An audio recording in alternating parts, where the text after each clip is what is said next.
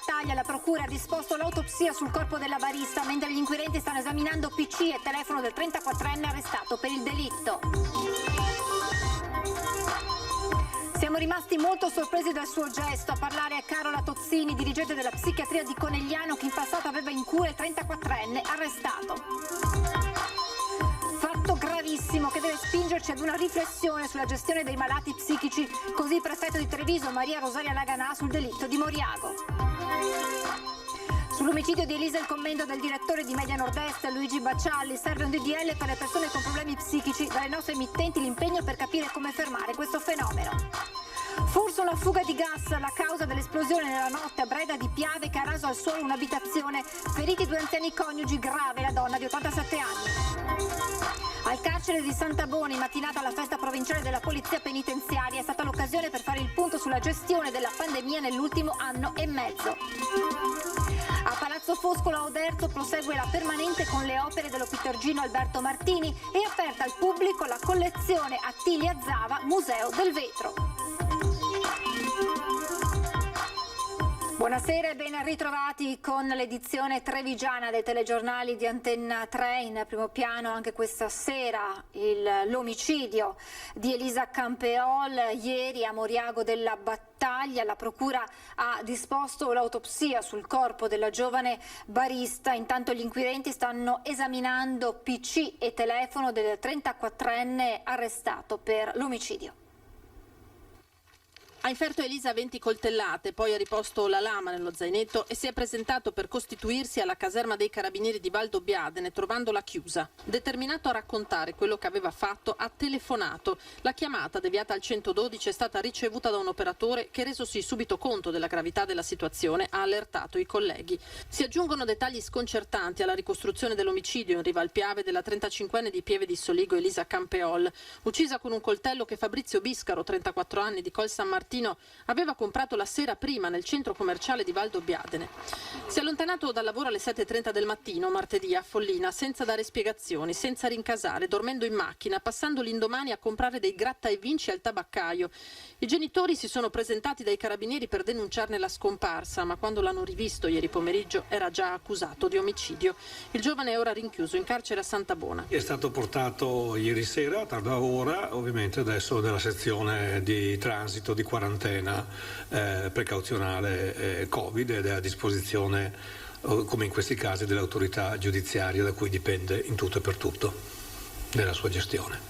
Biscaro, assistito dall'avvocato Rosa Parenti, attende ora l'udienza di convalida dell'arresto. Sotto sequestro la sua auto, il PC e il cellulare e anche la macchina di Elisa. I genitori della ragazza hanno deciso di affidarsi a loro volta a un legale, l'avvocato trevigiano Sergio Agatolio. Il pubblico ministero Gabriella Cama ha disposto l'autopsia sul corpo della giovane barista contro cui il 34enne si sarebbe scagliato per sfogare, ha dichiarato la rabbia che gli cresceva dentro. Ha inoltre riferito di aver interrotto volontariamente da qualche mese l'assunzione dei medicinali che gli erano stati prescritti perché lo facevano stare male. Io lo conoscevo perché anche lui è mio coetaneo ed eravamo alle medie assieme. So che tipo di persona era, una persona mite, una persona che stava nelle sue, una persona silenziosa. Non mi sarei mai aspettato che ci saremmo trovati ad affrontare una terribile notizia di questo tipo. Il sindaco ha incontrato i genitori di Biscaro, sconvolti, addolorati per la morte di Elisa, increduli di fronte al gesto del figlio. Mi hanno detto semplicemente che gli è crollato il mondo addosso, anche a loro ovviamente, perché quando sono stati convocati non si aspettavano che venissero informati, insomma, che loro figlio aveva fatto un omicidio, insomma. E sono 2 le comunità sconvolte da quanto accaduto, quella di Fara di Soligo, dove vive l'omicida, e quella di Pieve di Soligo, paese di Elisa Campeol, la vittima. Il sindaco Stefano Soldan dice: staremo vicini alla famiglia di Elisa.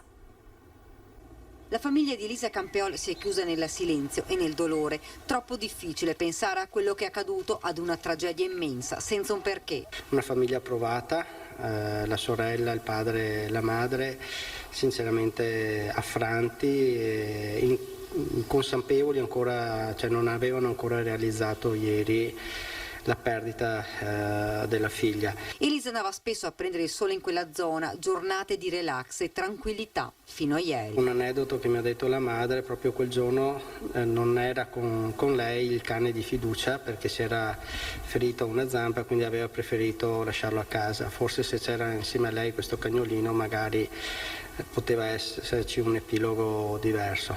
La 35enne gestiva da sempre un bar storico. Siamo nella frazione del Patean e questo piccolo baretto era un punto di riferimento, insomma, per un caffè, un prosecco o quant'altro per la gente del luogo. Conosco bene i genitori, meno Elisa, che era comunque la titolare del bar.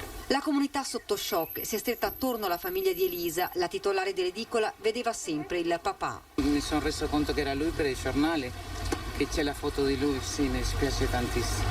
Una cosa tremenda. Stiamo vivendo in un mondo che veramente bisogna avere paura di tutto, non solo della pandemia. È una roba veramente straziante, soprattutto io penso ai suoi genitori, che l'hanno vista partire, non l'ha più vista tornare, e perdere un figlio in quel sistema lì è una cosa devastante.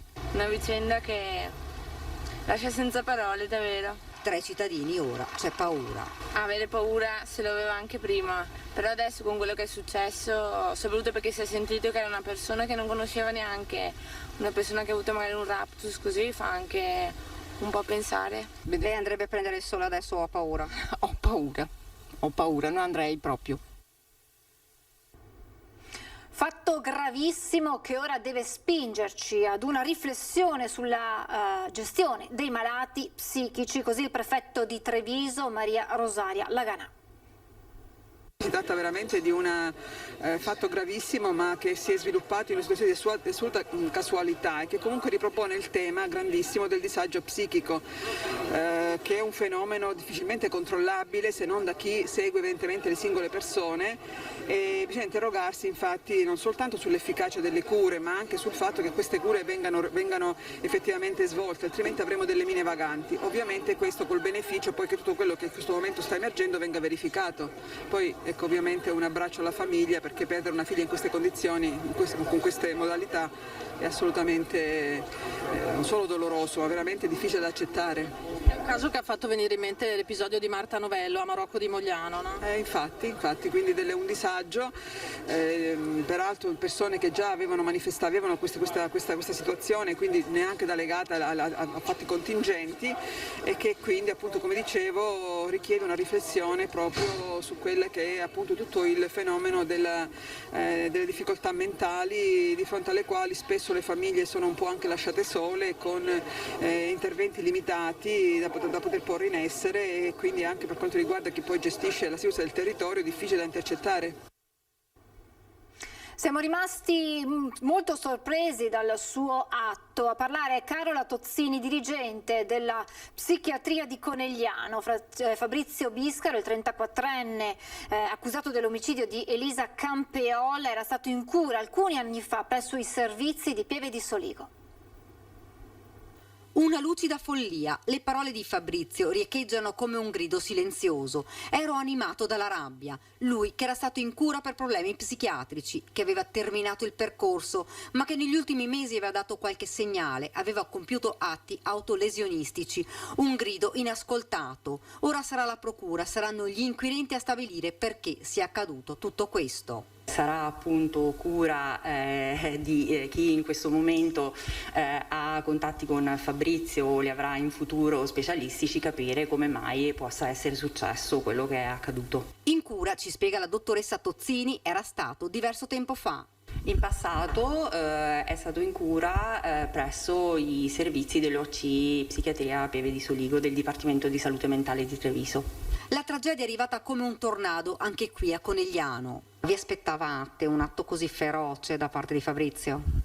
Assolutamente no, siamo rimasti molto sorpresi, tra l'altro noi non abbiamo avuto nessuna segnalazione né avvisaglia per esempio dalla famiglia. Tutti i pazienti che hanno un percorso di cura presso i nostri servizi sanno benissimo come accedere, anche i loro familiari. Puntiamo molto sulla presa in carico appunto multiprofessionale integrata e soprattutto sulla accessibilità dei servizi. C'è sconcerto anche tra i medici, ma la dottoressa Tozzini ha voluto sottolineare una questione importante. Non vorrei appunto che passasse il messaggio anche che la patologia psichiatrica o qualsiasi tipo di disturbo, di disagio appunto dell'area della salute mentale possa essere equiparato necessariamente a un agito di questo tipo o appunto a una pericolosità. Noi, aggiunge, non abbiamo capacità di prevedibilità in alcune situazioni. I percorsi di cura possono iniziare e poi terminare. E su quanto accaduto a Moriago sentiamo le parole del nostro direttore Luigi Baccialli. Aveva 35 anni e ha fatto una fine orribile, uccisa senza motivo, probabilmente il suo assassino, mentre implorava pietà, chiedeva anche perché si deve morire così, scelta a caso, perché di una scelta a caso si è trattato. Potevamo essere noi, poteva essere ciascuno di noi, poteva essere una signora anziana, un pensionato, una coppia, poteva essere un bambino, come è successo a Roma, dove un altro disturbato mentale aveva, come ricorderete, qualche giorno fa ucciso 2 fratellini più un pensionato, sempre così, per sparare nel mucchio, in quel caso con un'arma da fuoco, perché si era arrabbiato con il mondo e così ha pensato di sistemare i conti. È qualcosa di orribile, di raccapricciante, che lascia sgomenti, morire senza un perché. E questo succederà ancora purtroppo, perché dopo la chiusura dei manicomi con la legge Basaglia e poi successivamente anche la chiusura degli ospedali psichiatrici giudiziari, che non erano del Ministero della Salute e della Sanità ma del Ministero della Giustizia, quindi dei carceri che poi sono stati chiusi, ci sono migliaia di psicolabili, di disturbati mentali, di psicopatici, di persone che veramente hanno perso il senno della ragione, che possono uscire di casa, possono addirittura avere la patente, guidare e colpire in maniera così brutale. Allora noi abbiamo pensato che in un momento in cui si parla inutilmente di tante questioni, migranti, lo Ius Soli, adesso c'è il grande dibattito sul DDL Zan, che è una legge ovviamente che tende a proteggere i più fragili, i più deboli. Ci vuole un DDL contro i malati di mente che circolano liberamente, che sono liberi di uscire di casa e di fare quello che ha fatto quest'uomo coetaneo della vittima. E allora l'unica cosa da fare, e questo non è più neanche un commento, è una comunicazione di servizio. Noi come reti televisive dobbiamo e vogliamo fare un'inchiesta, fare un'indagine sul sistema sanitario nazionale e regionale in questa fase, in queste circostanze, per capire come mai queste persone sono libere di agire indisturbati. Sono migliaia di persone che sono a carico delle famiglie, perché ci sono strutture, ci sono centri di salute mentale, ci sono assistenti sociali, ci sono i comuni, ma non c'è niente di veramente organizzato, di veramente efficace per far fronte all'innalzamento di questa soglia di violenza. Quindi d'ora in poi le nostre redazioni sentiranno gli avvocati, sentiranno gli psicologi, sentiranno gli psichiatri. Cerchiamo di capire assieme come fare a fermare un fenomeno che non può far altro che altri danni se la situazione non cambia. Quindi aspettiamo anche da voi un aiuto, un contributo, collaboriamo insieme per mettere fine a questo stillicidio di morti e a quella che può diventare una strage spaventosa. Lasciamo quest'ampia pagina dedicata all'omicidio di Moriago e continuiamo però con la cronaca, con quanto accaduto la scorsa notte a Breda di Piave. Potrebbe essere stata una fuga di gas la causa dell'esplosione che ha letteralmente raso al suolo l'abitazione di 2 anziani coniugi, rimasti entrambi feriti e gravissima la donna di 87 anni.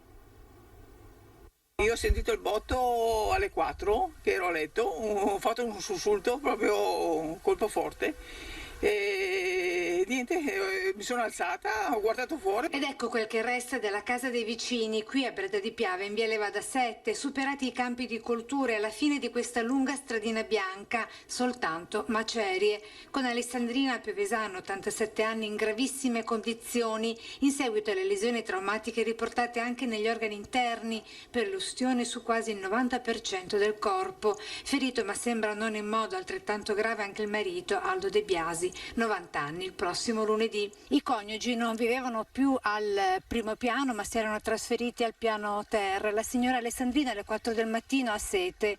Dalla camera da letto si dirige verso la cucina, quel che resta della cucina, la vediamo completamente sventrata come il resto della casa. Accende la luce e lì avviene la catastrofe, l'esplosione, il botto e da qui i soccorsi. È stato infatti uno dei figli che abita nella casa accanto ad accorrere nell'immediatezza del fatto e a prestare le prime cure ad entrambi i genitori, racconta il primo cittadino. E quello che ha anche aiutato la mamma a venire fuori dalla casa è il papà e poi hanno dato l'allarme al 118 ed è intervenuto prontamente. Lo scoppio c'è stato, le cause non sono, ancora non si conosce bene la causa, perché alle prime ricostruzioni sembra che il fornello del gas sia chiuso, la bombola era esterna. Immobile, quel che ne resta con le sue macerie, ora sotto sequestro da parte della polizia giudiziaria per accertare le cause di questo inaspettato ed imprevisto dramma. Una giovane vita interrotta, quella di Mattia Micheletto, 23enne di Zero Branco. L'intera comunità è sotto shock.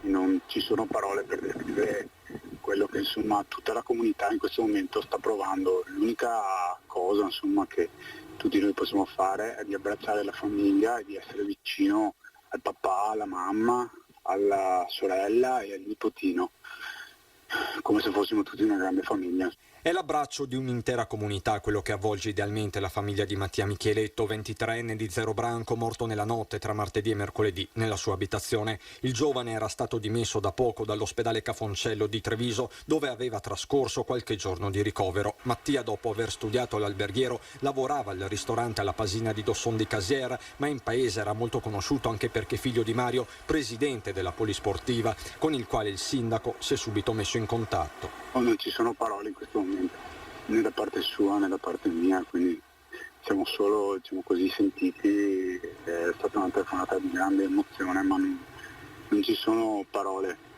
non si può descrivere quello che è successo. Era appassionato di musica e suonava la chitarra elettrica Mattia, al quale ora Zero Branco si prepara a dare l'ultimo saluto. Tanti messaggi sui social, su tutti quello della stessa Polisportiva. Nelle prossime ore sarà fissata la data dei funerali, ma soprattutto il luogo, con ogni probabilità uno spazio aperto per consentire di partecipare all'intera comunità.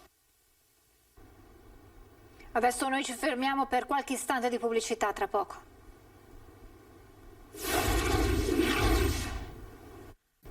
Rieccoci in diretta, cresce la tensione intorno al DDL Zan, un atto vandalico è stato commesso ai danni di una chiesa a Montebelluna. La denuncia, come spesso accade, arriva via social con un post dell'assessore comunale Claudio Borgia, indignato per l'atto vandalico, l'ennesimo ai danni della chiesa di Santa Maria in Colle a Montebelluna. A prescindere dal contenuto io volevo e anzi ho puntato il dito sull'atto di vandalismo, quindi che poi ci sia scritto il DDL Zan o ci fosse scritto qualcos'altro, la prima valenza era l'atto di vandalismo. Vandalismo certo da condannare, che però affonda nell'attualità e forse nel clima attorno al DDL Zan, diventato torrido dopo la nota della Segreteria di Stato vaticana al governo italiano, con cui si parla di una potenziale violazione del concordato nel caso di approvazione della legge contro l'omotransfobia, tema sul quale è tornato in queste ore lo stesso segretario di Stato, il vicentino Pietro Parolin. Nessuna richiesta di bloccare il DDL Zan, ha detto il cardinale, ma la libertà di espressione riguarda tutti. La discussione è quanto mai aperta, potente quanto trasversale a credi politici e religiosi. Nel PD ci sono anime cattoliche e io lo sono per primo un cattolico, ma non c'entra niente che la Chiesa dopo faccia un'intromissione. Di ingerenza parla anche l'Arcigay, per cui il DDL Zan resta una priorità. Questo DDL serve e non serviva oggi, serve da molti anni. Pertanto finalmente si è arrivati a una legge che è passata alla Camera, vorremmo che questa legge fosse quantomeno discussa in Senato. Al carcere di Santabona a Treviso questa mattina la festa provinciale della Polizia Penitenziaria è stata l'occasione per fare il punto sulla gestione della pandemia in quest'ultimo anno e mezzo.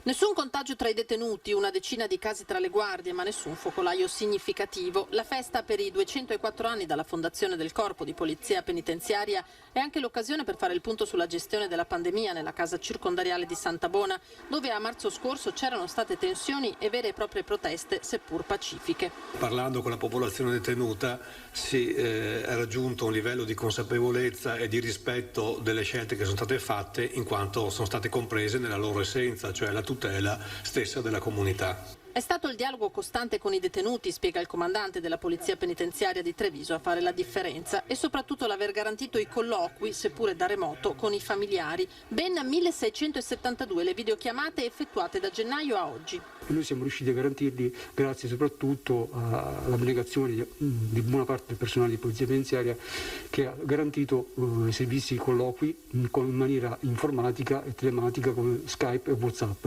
Negli ultimi 6 mesi gli ingressi dalla libertà sono stati 135 e 142 le uscite tra arresti e detenzioni domiciliari e affidamenti in prova, misure che consentono di tenere sotto controllo il numero dei detenuti. C'è sempre un po' di sovraffollamento, 150 circa sarebbe la capienza regolamentare, le presenze sono di 190. Può sembrare molto, in effetti è molto, perché sono comunque molte persone in più, ma non ai livelli che si erano raggiunti ancora una quindicina d'anni fa. Parliamo adesso di cultura con la mostra permanente a Palazzo Foscolo a Oderzo. Il bianco, il rosa, il celeste, che veramente sono colori che danno felicità. Poi non so lui il simbolo, la forma, come l'abbia fatta, come l'abbia pensata, non lo so. Comunque lui la chiamava la felicità. Attilia Zava, o Pietergina, racconta così Luciano Dall'Acqua con una tra le sue creazioni, insieme alle complessive 30 in vetro, con Picasso, Ernest, Chagall, Kokoschka, Cocteau, Arp e molti altri artisti. Fulcro della sperimentazione veneziana della Fucina degli Angeli, fondata da Egidio Costantini e da lei donate alla città di Oderzo, ospitate nella permanente allestita a Palazzo Foscolo. Ha un valore veramente notevolissimo, tanto che Peggy Guggenheim ha voluto salvare questa Fucina degli Angeli, aiutando economicamente e realizzando delle mostre che quindi hanno poi consentito un rilancio e un'affermazione del valore di queste opere. E con l'apertura della collezione Attilia Zave del Museo del Vetro prosegue l'attività di Oderzo Cultura, fondazione il cui scopo è quello di valorizzare, gestire e tutelare il patrimonio culturale culturale della città, proponendo ai piani superiori la Pinacoteca con Alberto Martini con le meravigliose opere in china, tra cui il suo autoritratto con una crepuscolare Venezia e Psiche, solo per citarne alcune. È un Alberto Martini imperdibile anche nelle sue creazioni come architetto e nelle tavole ispirate a Dante e al suo Inferno. Un autore estremamente particolare, non molto ancora, sufficientemente valorizzato per quanto penso io, ma che sta destando in quest'ultimo anno, in quest'ultimo periodo, un particolare interesse a livello non solo nazionale ma internazionale. E siamo alle notizie da Belluno e provincia.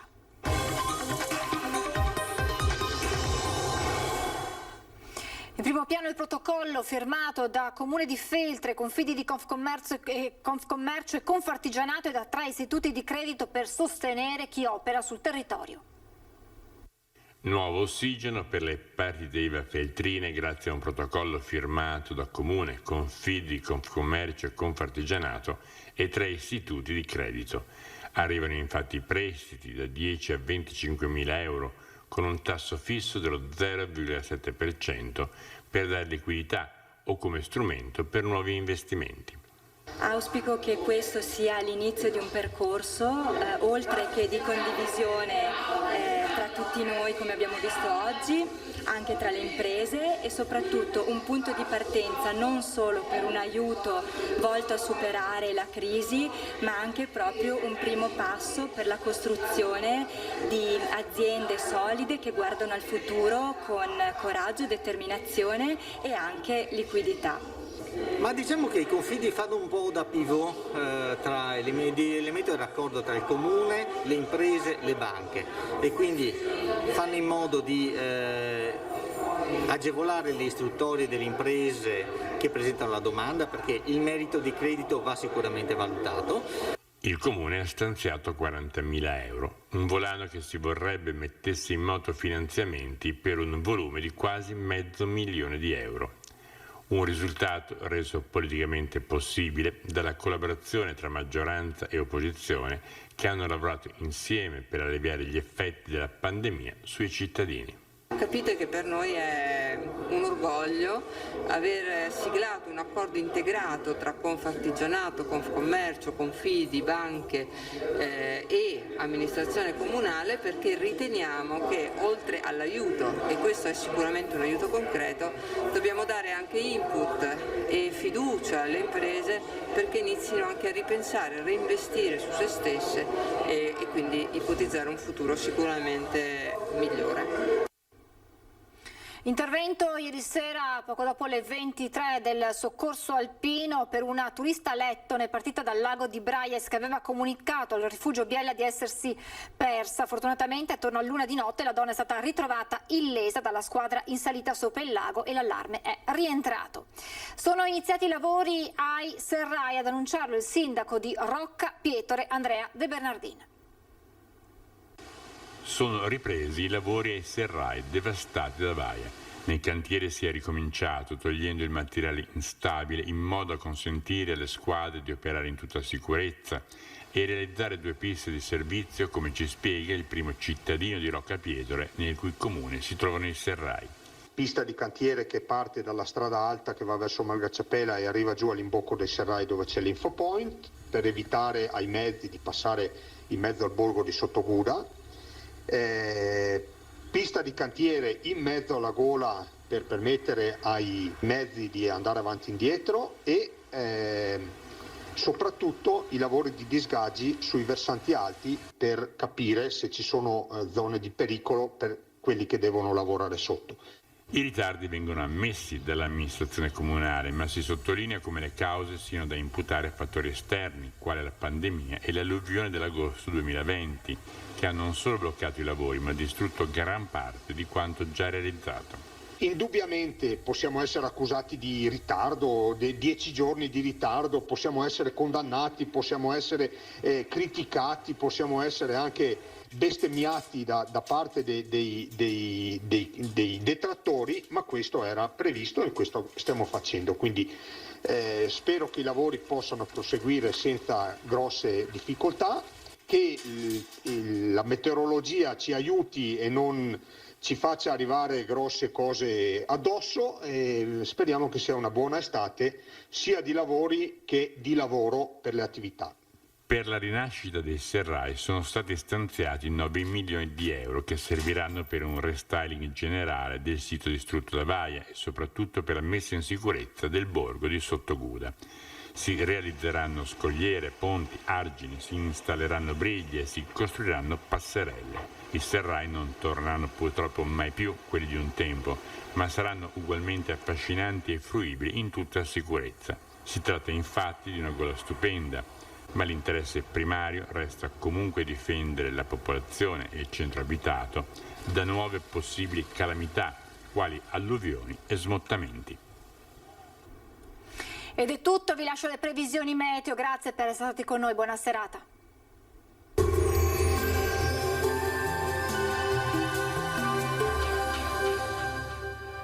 Lasciati ispirare dai nostri pavimenti e rivestimenti R di bagno. Tu scegli, noi pensiamo a tutto il resto. Meneghel, Aruncade, Treviso. Benvenuti al meteo. Anticiclone africano ancora ben saldo, sole prevalente, qualche temporale e clima caldo. Il dettaglio di venerdì 25 giugno. Sul Veneto tanto sole su tutti i settori della nostra regione. Il cielo sarà sgombro da nubi o al massimo con qualche locale velatura. Nella seconda metà della giornata su pedemontane e zone limitrofe nuvolosità in aumento con alcuni acquazzoni, specie verso sera. Temperature in lieve calo, ma la sensazione di afa non accennerà a diminuire. Minime tra 15 e 21 gradi, valori massimi invece tra i 26 e i 32 gradi all'incirca. Ci spostiamo ora sul Friuli Venezia Giulia, dove sarà soleggiato ovunque, cielo poco nuvoloso, non si escludono dei piovaschi sui rilievi. Temperature minime tra 15 e 19 gradi, massime sui 28-30 gradi. Infine ci spostiamo sul Trentino Alto Adige, dove sarà inizialmente soleggiato dappertutto, al pomeriggio occasionali temporali sui settori più settentrionali. Temperature minime intorno ai 13-15 gradi, massime infine sui 30-31 all'incirca. Dal meteo di Antena 3 per ora è tutto, grazie per l'attenzione e arrivederci.